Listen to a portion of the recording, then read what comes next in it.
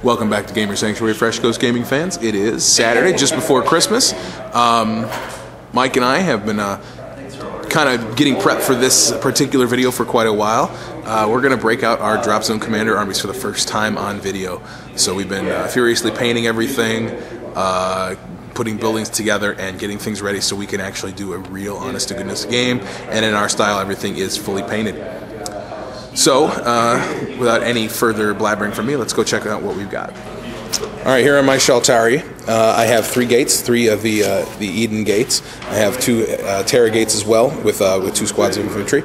That's one battle group. The second battle group here has 3 of my Tomahawk tanks and 2 Bird Eater anti-air war striders, the little mini guys. And then I have a Coyote as my HQ, as my commander, he's just a shaman, so he's only the level 1 commander. And I have 3 of the little light grav tanks, all with microwave guns, because they are nasty against infantry. Alright, here we have Mike's resistance army. He's been painstakingly painting all these tiny little infantry. He was complaining a couple weeks ago on our blog about having to paint belts on his infantry. Anyway, he's got a lift hawk with 2 Hannibals in the Rusted Fist formation. He has a resistance band down here with 2 battle buses in the Kraken. There's 4 veteran stands with the Scourge plasma rifles and the 3 regular resistance fighters. Over here he has 2 Cyclones and a gun wagons and a Kraken and a vehicle detachment. 750 points. We both have level 1 commanders, and we are going to be trying to use the cards today too, just in case.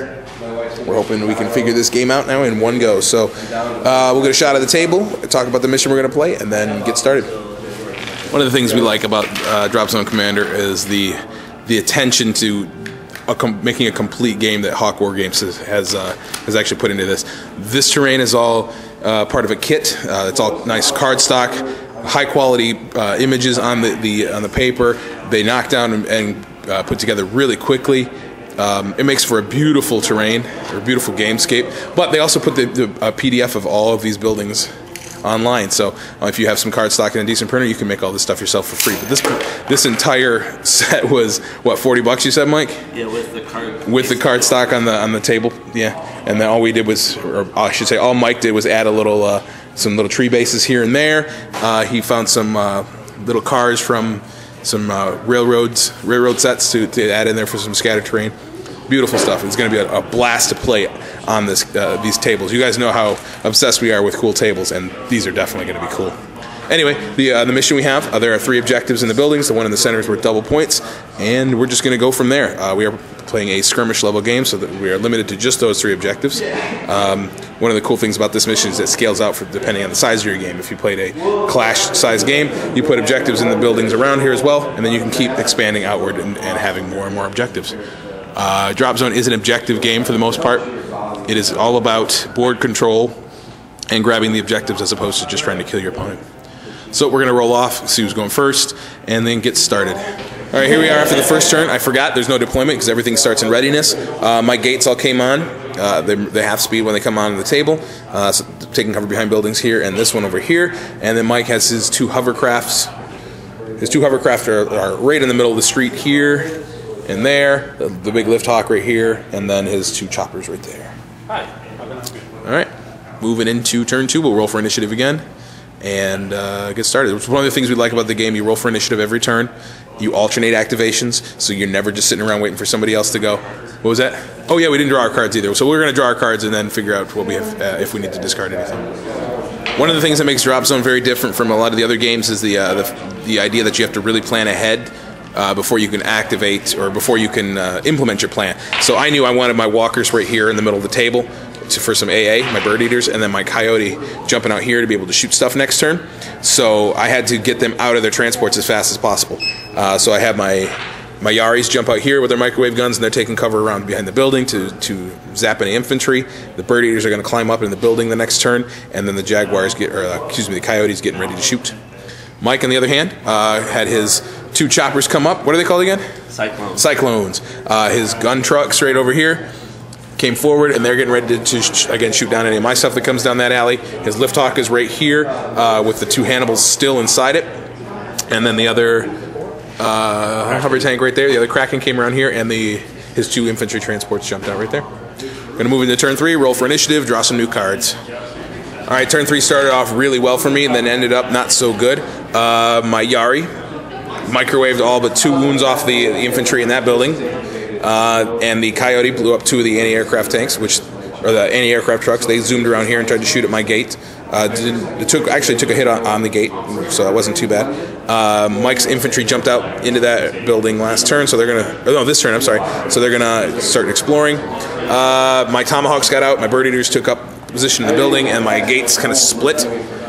Which probably was a bad idea if you ask me, because over here Mike had his 2 Cyclones kind of just stay in hover mode, and they got some lucky shots in and wrecked my last gate to activate for the turn, which was the only gate I could disembark my infantry from.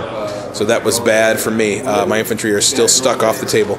The Hannibals got out and are hiding behind the hover tank there, and the Lift Hawk came flying around to shoot at my gate. So we're going to go into turn 4. I need to move a gate back up and get my infantry out and try to grab some objectives in a building.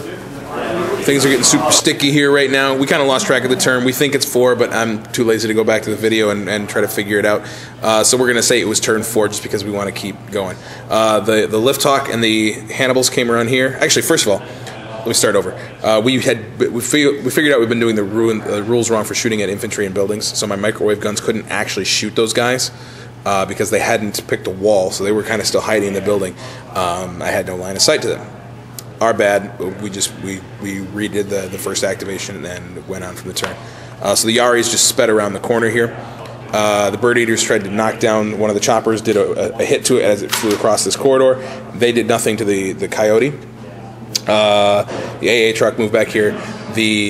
My Tomahawks swept around the corner and tried to blow up the hover tank after Mike grabbed the middle objective, got his guys back in their bus, and then back in the hover tank all in one move, and then zoomed it back. Kind of crazy, but it worked. And then his Hannibals and Lift Hawk managed to blow up one of the tanks in return. My infantry jumped out and are in the other building, trying to grab at least a single point. And that's it. So we're going to move now into what we're calling turn 5. All right, here we are after what we're calling turn 5.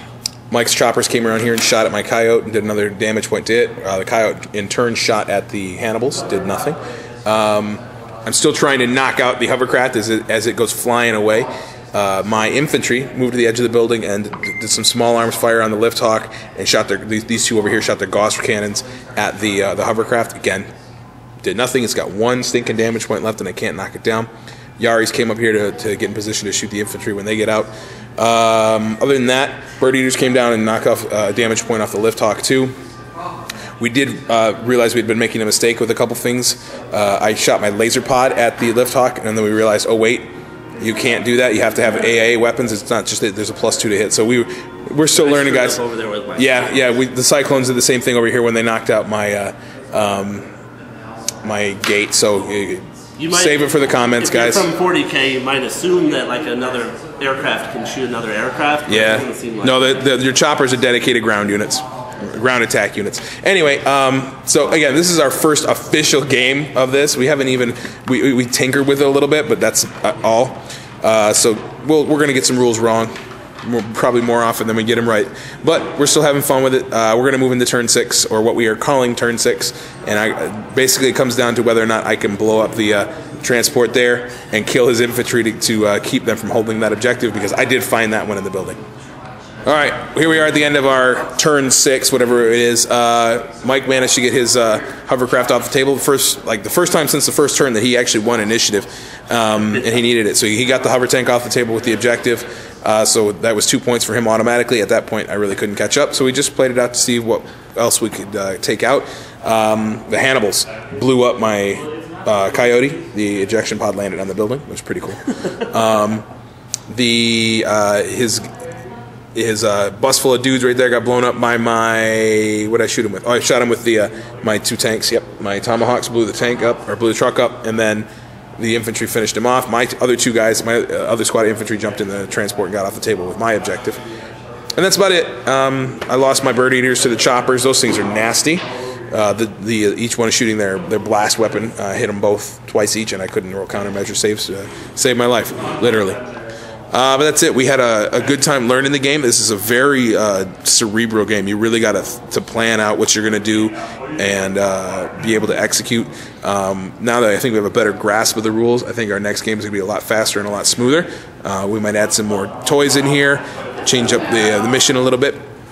But we're impressed. We really like this game. We like the look and feel of it, the way it plays, the idea that you really got to think about what you're going to do. I think maneuvering is key in this game, and that usually for us makes the game a lot better.